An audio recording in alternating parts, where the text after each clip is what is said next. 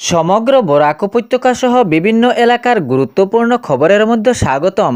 আজ হলো 22 নভেম্বর, 5 অগ্রহায়ণ, শনিবার। আজকের প্রথম খবরটি হলো, রাজ্যে কেহ সরকারি প্রকল্প থেকে বঞ্চিত থাকবেন না। তাহারা যোগ্য হিতাধিকারী রয়েছেন, তাহাদেরকে খুঁজে বের করে দেওয়া হবে সরকারি প্রকল্পের অনুদান। এমত প্রকাশ করলেন অসমের মুখ্যমন্ত্রী ডক্টর হিমন্ত বিশ্ব শর্মা। প্রসঙ্গে তিনি জানান, অরুণোদয় প্রকল্পের 3 সংশোধনীর সময় অনেকের নাম কর্তন করা হয়েছিল। এর মধ্যে অনেকেই যোগ্য হিতাধিকারী রয়েছেন, তাহাদের নাম বঞ্চিত রয়েছে। সেই নামগুলো তাহাদের নথিপত্র দেখে অন্তর্ভুক্ত করা হবে। তবে অনেকেরই অন্তর্ভুক্ত করা হয়েছে। তাহারা অরুণোদয় প্রকল্পের অনুদানের 1250 টাকা করে ব্যাংক অ্যাকাউন্টে লাভ করছে। কিন্তু এর মধ্যে আরও অনেক যোগ্য হিতাধিকারী রয়েছেন, তাহারা এ প্রকল্প থেকে বঞ্চিত। তাহাদের নথিপত্র যাচাই করে তাহাদেরকেও অন্তর্ভুক্ত করা হবে এই অরুণোদয় প্রকল্পের অনুদানে। মহিলা শক্তি, ক্ষমতাপরায়ণ ও আত্মনির্ভরশীল হওয়ার জন্য এই প্রকল্পের অনুদান শুরু করেছেন তিনি বলে জানিয়েছেন। উনার লক্ষ্য রয়েছে এই প্রকল্প থেকে বঞ্চিত যে মহিলারা রয়েছেন তাহাদের নথিপত্র যাচাই করে আবার অন্তর্ভুক্ত করবেন। এ বিষয়ে তিনি জানিয়েছেন যে মহিলারা এই অরুণোদয় প্রকল্প থেকে বঞ্চিত, তাহাদের কোনো চিন্তার কারণ নেই। তাহাদের নাম নথিপত্র যাচাই করে আবার অন্তর্ভুক্ত করা হবে। এর সঙ্গে আরও জানিয়েছেন যে কিছু মহিলাদের নাম অন্তর্ভুক্ত করা হয়েছে ব্যাংক অ্যাকাউন্টে 1250 টাকা করে এই প্রকল্পের অনুদান লাভ করছেন। এর পরবর্তী খবরটি হলো, কুকড়াঝাড়ে আদিবাসী সম্প্রদায়ের র্যালি। নিজ দাবি পূরণের জন্য এই শান্তিপূর্ণ র্যালি দেলমগাঁও খেলার মাঠ থেকে শুরু করে গ্রিনফিল্ডের দিকে অগ্রসর হয়েছিল। এই শান্তিপূর্ণ র্যালি বিভিন্ন দাবির স্লোগানে জমির মালিকানা, তফসিলি মর্যাদা এবং মজুরি বৃদ্ধির জন্য এই শান্তিপূর্ণ র্যালিটি ছিল। আদিবাসী জনগোষ্ঠীর ন্যায় অধিকারের দাবিতে গতকাল দেলমগাঁও খেলার মাঠ থেকে শুরু করে গ্রিনফিল্ডের দিকে অগ্রসর হয়েছিল এই র্যালি। হাজার হাজার আদিবাসী সম্প্রদায়ের লোক এই র্যালিতে যোগদান করেছিলেন। আদিবাসীর বিভিন্ন সংগঠনও এই র্যালিতে যোগদান করেছিল। বিভিন্ন দাবি পূরণের জন্য এই র্যালিটি করা হয়। জমির মালিকানা, তফসিলি মর্যাদা, মজুরি বৃদ্ধি, নিজের অধিকারের দাবিতে আদিবাসী জনগোষ্ঠী সম্প্রদায়ের লোক এবং সঙ্গে বিভিন্ন সংস্থা ও সংগঠন এই দাবি পূরণের জন্য মিছিলটি বের করেন। হাজার হাজার লোক যোগদান করেছিলেন এ শান্তিপূর্ণ মিছিলে। ভারত সরকার সহ মুখ্যমন্ত্রীর কাছে দাবি, জমির মালিকানা, তফসিলি মর্যাদা, মজুরি বৃদ্ধি। কুকড়াঝাড়ের আদিবাসী সম্প্রদায়ের এ র্যালি পুরো রাজ্য জুড়ে আদিবাসী সম্প্রদায়ের লোককে আহ্বান জানিয়েছেন এ দাবি পূরণের জন্য সরকারের কাছে বারবার আর্জি। ছাড়ের শিলচরে আদিবাসী জনগোষ্ঠীর লোক নিজের অধিকারের দাবিতে বিরাট র্যালি বের করেছিলেন। এই র্যালিতেও বিভিন্ন সংগঠন সহ আদিবাসী ছাত্রছাত্রীরা যোগদান করেছিলেন। জমির মালিকানা, তফসিলি মর্যাদা এবং মজুরি বৃদ্ধির দাবিতে এ র্যালিও বের করা হয়েছিল।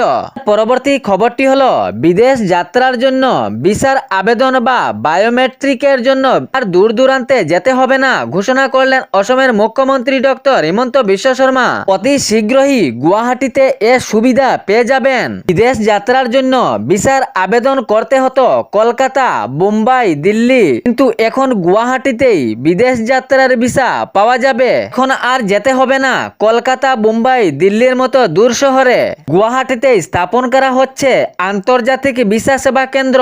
বিদেশ যাত্রার জন্য ভিসা আবেদন বা বায়োমেট্রিক 60টিরও বেশি দেশের জন্য আবেদন করতে পারবেন। ভিসা প্রক্রিয়া সম্পন্ন হবে এখানেই। উত্তর পূর্ব ভারতের মানুষের আর দূর দেশে যেতে হবে না। বিদেশ যাত্রার জন্য ভিসা আবেদন বা বায়োমেট্রিক প্রক্রিয়ার গুয়াহাটিতেই স্থাপন করা হচ্ছে আন্তর্জাতিক ভিসা সেবা কেন্দ্র ঘোষণা করলেন অসমের মুখ্যমন্ত্রী ডক্টর হিমন্ত বিশ্ব শর্মা। অতি শীঘ্রই চালু হবে এ ভিসা কেন্দ্র তিনি জানিয়েছেন। এর পরবর্তী খবরটি হলো, বিদ্যুৎ গ্রাহকের জন্য এক বড় খবর। রাজ্যের বিভিন্ন প্রান্তে 12 দিনের জন্য বন্ধ থাকবে বিদ্যুৎ পরিষেবা। সকাল সকাল 10টা থেকে রাত 10টা পর্যন্ত রাজ্যের বিভিন্ন প্রান্তে এ সেবা বন্ধ থাকতে পারে। বিদ্যুৎ মেরামতির কারণে বিদ্যুৎ পরিষেবা বন্ধ থাকার ঘোষণা।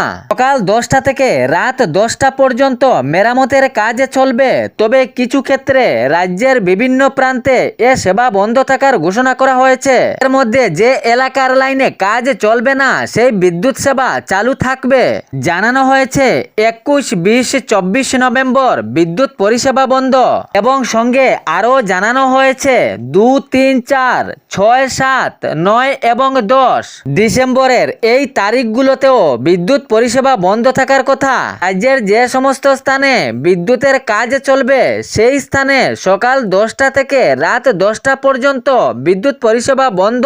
পরবর্তী খবরটি হলো এসআর ভোটার তালিকা সংশোধনীর প্রক্রিয়া নিয়ে বিরোধী দলের কটক কথা। জানিয়েছেন বিজেপি দলের ভোট চুরির প্রক্রিয়া শুরু। তবে বিরোধীর এ কটকতার জবাবে ডক্টর হিমন্ত বিশ্ব শর্মা জানিয়েছেন, বিরোধী দল যখন এই বিভ্রান্তিতে পড়ে তখন এই ভোট চুরির স্লোগান। তিনি জানিয়েছেন রাজ্যে আবার আসছে বিজেপি। বিরোধী দলের এ কথায় পরিষ্কার হয়েছে ভয় পাচ্ছে বিরোধী দল।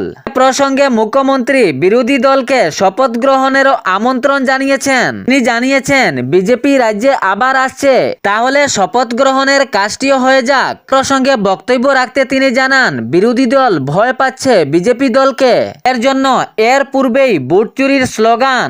এর পরবর্তী খবরটি হলো আসামে অরুণোদয় প্রকল্পের অনুপ্রাণিত হয়ে ছত্তিশগড়, কর্ণাটক, পশ্চিমবঙ্গ, মধ্যপ্রদেশ ও মহারাষ্ট্রেও শুরু হচ্ছে এ সরকারি প্রকল্প, জানিয়েছেন অসমের মুখ্যমন্ত্রী ডক্টর হিমন্ত বিশ্ব শর্মা।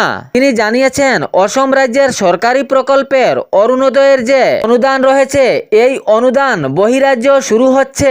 রাজ্যের সরকারি প্রকল্পের চর্চা বহিরাজ্যও করছে। তাই অনুপ্রাণিত হয়ে ছত্তিশগড়, কর্ণাটক, পশ্চিমবঙ্গ, মধ্যপ্রদেশ ও মহারাষ্ট্রেও শুরু হচ্ছে সরকারি প্রকল্পের নামে অরুণোদয়। মহিলাদেরকে সেই প্রকল্পের অনুদানের সুবিধা দেওয়া হবে সেই বহিরাজ্য। পরবর্তী খবরটি হলো এয়ার শোতে ভারতীয় যুদ্ধ বিমান বিধ্বস্ত। ডেমো প্রদর্শনের সময় শুক্রবার ভারতীয় তেজস যুদ্ধ বিমান বিধ্বস্ত হয়। দুবাই এয়ার শোতে শেষ দিনের দুপুরে ডেমো প্রদর্শনের সময় ভারতীয় তেজস যুদ্ধ বিমান বিধ্বস্ত হয়েছিল। যুদ্ধ বিমান বিধ্বস্তর পরেই সঙ্গে সঙ্গে উদ্ধার কাজ শুরু হয়। সেই মুহূর্তে প্রদর্শনী সাময়িকভাবে স্থগিত রাখা হয়েছিল। সেখানে উপস্থিত দর্শকবৃন্দ সবজনকেই তৎক্ষণাৎ তড়িঘড়ি করে নিরাপদ স্থানে নিয়ে যাওয়া হয়েছিল।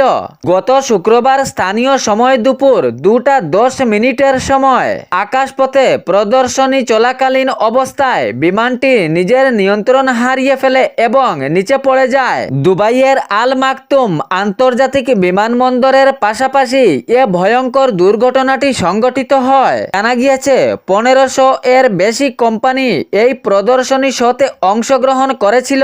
সূত্রে জানা গিয়েছে এই বিমানের কোম্পানি HAL এর তৈরি এই বিমানটি বিধ্বস্ত হয়। ভারতীয় বায়ুসেনা তথা ইন্ডিয়ান এয়ারফোর্স এর পক্ষ থেকে জানা গিয়েছে এই ঘটনায় পাইলটের প্রাণহানিও হয়েছে। এ ছিল বরাক উপত্যকা সহ বিভিন্ন এলাকার গুরুত্বপূর্ণ খবর।